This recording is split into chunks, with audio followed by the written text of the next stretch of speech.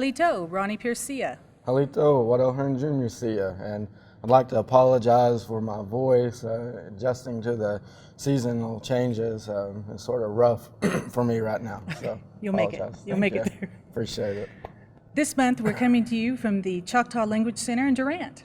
Yes, and construction on this facility started in 2012 and employees moved in 2013, and at the time this facility is one of its kind. It's a pretty neat building. Yeah. This is a Project Green building, which means it's LEED certified, which stands for Leadership in Energy and Environmental Design. The building was made to maximize natural lighting, reducing the need for electricity. While we're here, we're going to introduce you to a first language speaker and also go into the classroom and check out the live remote technology and see how they reach students all across the nation. And speaking of first language speakers, I'd like to introduce you to Miss Terry Billy, one of the instructors here at the center. And thank you for joining us here today, Miss Billy. It's good to see you. Halito. Halito. So we were talking about a little bit about the building earlier, about how it has an environmental design to it. Can you tell us a little bit more? Yes, this building was constructed with recycled materials, everything from the office furniture to the carpet, the floors, the countertops, insulation, the students' desks. And so we're very proud of that fact that it is very eco-friendly and that we're sitting in a situation where it's the first of its kind. Well, it's a wonderful facility. I agree. So let's talk a little bit about what goes on inside the building on a daily basis. On a daily basis, this is a language center, and we teach out to 45 high schools throughout Choctaw Nation. We have on staff 19 certified teachers who have their teaching certificates from the Oklahoma State Department of Education. Of those 19 teachers, 12 are fluent speakers. The rest are our second language speakers. We teach 66 classes every day. We offer Choctaw 1 and Choctaw 2. We also are beamed out to our 14 Head Start centers throughout Choctaw Nation, and we teach 22 classes because we have 3-year-olds and 4-year-olds who are being taught Choctaw on a weekly basis. Also, what's going on during the day is we have a GED teacher that beams out to various sites and different community centers across Choctaw Nation. So we're proud of the fact that she's on our staff as well. We also have an additional teacher who teaches internet classes, and those classes are offered during the day and also evenings, Tuesdays and Thursdays. We're very busy. We also send out the word of the day from here, and every day it's sent out to about 6,000 subscribers every day. So you teach a wide range of students. Who picks up the language the fastest? Which age group? Well, definitely the children, the smaller children. They can pick it up very quickly. And they're exposed from anywhere to 40 to 60 words by the end of the school year. They too are evaluated. We like to take pride in the fact that we want to keep a handle on how much they've learned, and we've been very proud of them. I also understand that just recently you had a momentous unveiling occasion over at the headquarters. Can you tell us a little bit about that? Yes, this was a momentous occasion. For one thing, the previous dictionary that was published in 1915 included a lot of archaic and words that were no longer in use. It was hard for learners of today to know which actual Choctaw word to use. So looking ahead, knowing that in a few years there's going to be fewer and fewer fluent speakers, so we approached the concept of making it user-friendly for learners. And so it was the words were compiled from using a software and with a linguist's assistance to come up with words from different topics and categories. So it's very user-friendly for all learners. We were able also to visit at this year's Tvshkahoma Capitol. It was good to see you there. Absolutely. That's a special time of year for us instructors because we have all these students, about 600 students whom we teach online. And the purpose of the event is to bring those students in so that they can meet their teachers, their instructor, face-to-face, and also an opportunity for the students to see a little bit of Choctaw culture with some storytelling and Choctaw dancing. And it's always very successful, so we always look forward to it every year. Well, Yakoki, and thank you for joining us. Yakoki. I was also able to speak to several area language students during Tvshkahoma Capitol. The Big Meeting, or Itafama Cheeto, is an annual Choctaw tradition that draws in Choctaw language students from across the area. And our Choctaw language program is in more public schools than any other tribe. We have led the state of Oklahoma in those efforts. 19 certified teachers and 750 high school students were enrolled during the school year across 41 high schools. Students are also taught Choctaw history and culture during their lessons. Riley Dunlap from Stringtown is one of the students who hopes to keep her culture alive through the language. Being a Choctaw native, I'm kind of drawn to my heritage, and I thought, I had to have a language to graduate, and my ancestors kind of grew out of it, and so they didn't have enough ability to teach me. So I thought, what better language to learn than my own heritage? You can access Choctaw language lessons online by visiting choctawschool.com. This is Ronnie Pierce reporting for BTV. I attended the language finale this year and was just so thrilled to see so many kids there that are so interested in their Choctaw language, and just so thrilled to go back next year and to see how many more are also interested. I'll be there again too. Awesome. And now Kinder Germany has some news about the Idabel Clinic. On April 18th, the Choctaw Nation held a rededication ceremony for the Idabel Health Clinic in honor of Charlie Jones. Jones was a dedicated servant and advocate for the Choctaw Nation. According to those we spoke with, Jones was the perfect person to dedicate the clinic to. When we first opened this clinic up, it was dedicated to Charlie Jones, and there's a plaque out there by the flags out in the front that signifies that. But we didn't have anything in the interior to acknowledge that fact, so we wanted to just basically do a rededication to let everybody know that, in fact, it was dedicated in his honor. When you talk about heroes, he was my hero. He believed that all Choctaw people needed to have a great education. He dedicated his whole life here. He had just a broad range of community involvement and just helping out Choctaw people, so we felt he'd be the most deserving. And he had such a wonderful heart. And I believe that if you had to have one thing for his name, it would be the clinic, because helping his people was everything. Charlie served as the District 1 councilman for 12 years. He also worked for the Bureau of Indian Affairs and Indian Health Services. Jones served on a number of other boards and committees. He even served as the Choctaw ambassador to France. This is Kendra Germany reporting for BTV. And now we'd like to introduce a new segment appropriately titled Sounds of Chata, or Chata Anumpa Atokawa. The show will be hosted by one of the language instructors, Caleb Taylor. Now, here's Chata Anumpa Atokawa. Halito, my name is Caleb Taylor, and I'm with the Choctaw Nation Language Department. Welcome to the Sounds of Choctaw, or Chata Anumpa Atokawa. In our first lesson, we'll start with Choctaw social greetings. Halito. Chimachukma. Amachukma. Chishnato. Amachukma Akinli. Yakoki, and thank you for listening to the Sounds of Choctaw.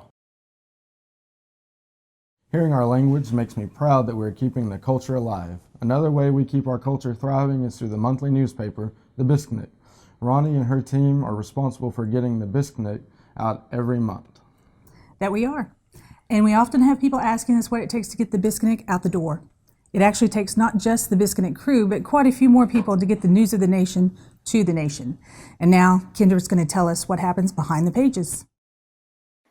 The Biskinik has seen a lot of changes over its 40-year history.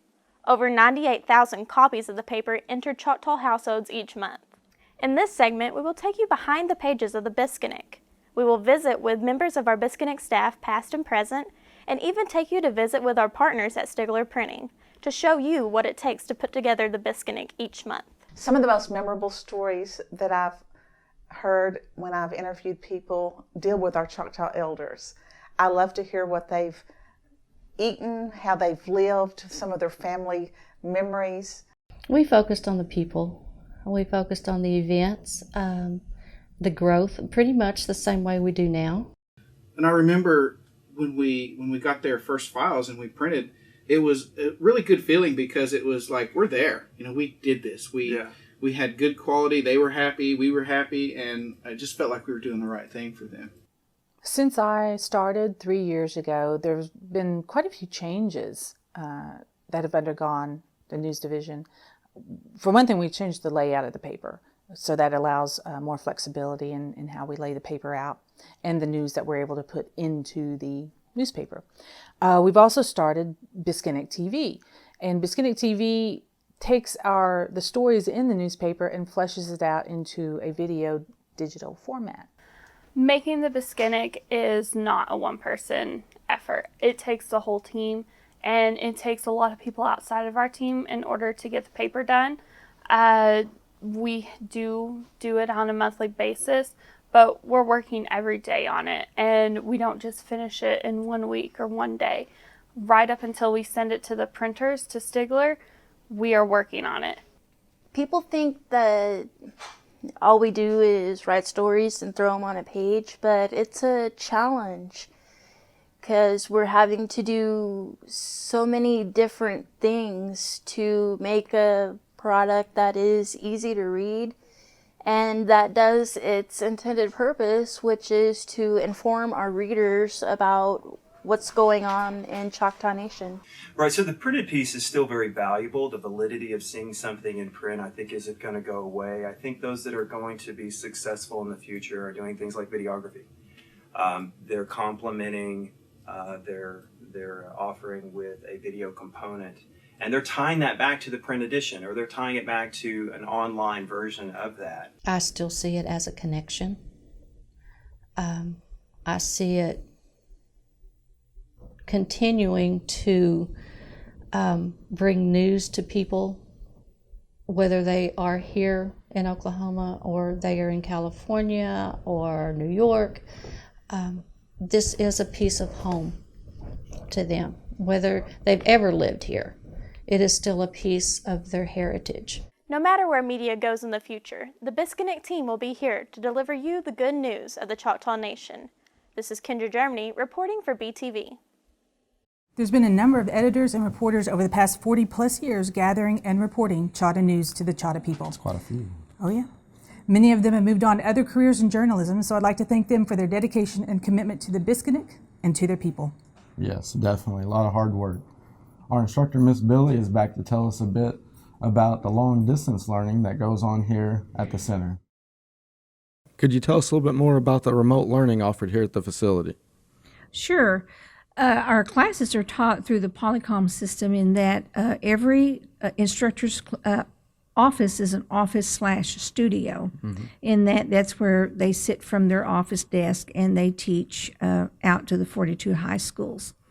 It's interactive. The students can hear the teacher sees and hears the students.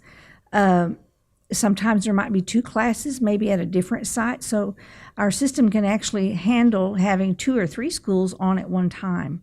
And so when one school talks, then the camera goes to them and then back to the instructor and so forth. They also have a document camera with which the instructor can write sentences if he wants, as he's giving instruction, and the students are able to see what he's writing, or he can put material up there for them to read through that document camera. So it's a very efficient way to deliver the language for us, and it's very rewarding that this is a way that we can get the language out in ways we probably wouldn't have been able to. It's just too costly to send people out to sites like that. So this has been very good for us. Most definitely. It sounds like it's also an engaging and interactive type of course. Absolutely. The instructors are able to do activities with the students. They do evaluations on the spot with the students. So there's a lot of things they can do with that. Awesome. Well, that's great. Yoki for coming back and being with us again, and thank you for inviting us into your facility to do some filming. So at this time, we're now going to switch roles to Joseph Jefferson, and he's going to bring us the monthly construction update. So Joe, floor is yours. Halito, this is Joseph Jefferson with your construction update. The street names at the new Durant complex have been assigned. The east road leading to the headquarters is Hotoksuli Hina, which means to work. The west road leading to the clinic is Ulikji Hina, which means to doctor. The middle road of the campus is Tvshkahoma Hina, which means where the roads meet. The main entrance road to the clinic and headquarters is Choka Hina, which simply means home road. On April 20th in Poto, the Choctaw Nation campus held a groundbreaking ceremony for 4 different projects. The campus will soon house a pharmacy refill building, a wellness center, a food distribution center, and a Head Start daycare. I mean, it was a true commitment on behalf of the Tribal Council to allocate $12 million to be invested here in Poto.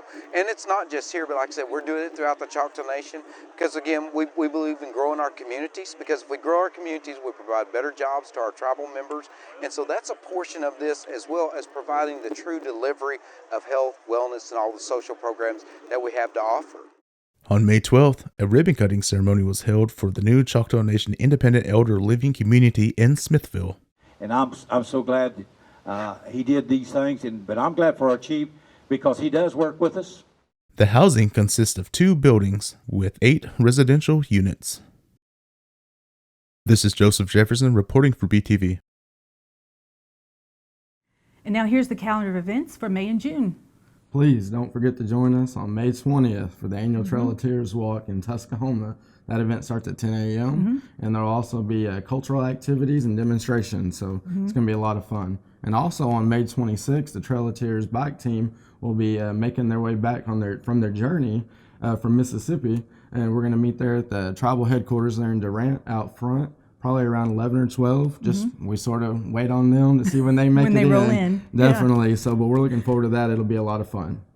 Okay, and get your walking shoes on for the Trail of Tears walk too. Yeah, definitely. I'll be ready. Okay. On Saturday, May 27th, we celebrate the 150th anniversary of the Choate cabin in Indianola. The cabin was built by G.W. Choate, a Choctaw Civil War soldier and the last president of the Choctaw Senate before statehood. Be sure and join us there. I know Mike Cathy and his team have really put a lot of work into restoring this historic homestead. Well, that sounds real interesting. I'm going to check that out. Well, and also, if you're in Oklahoma City, please come out to the Red Earth Festival and check out our Choctaw artists.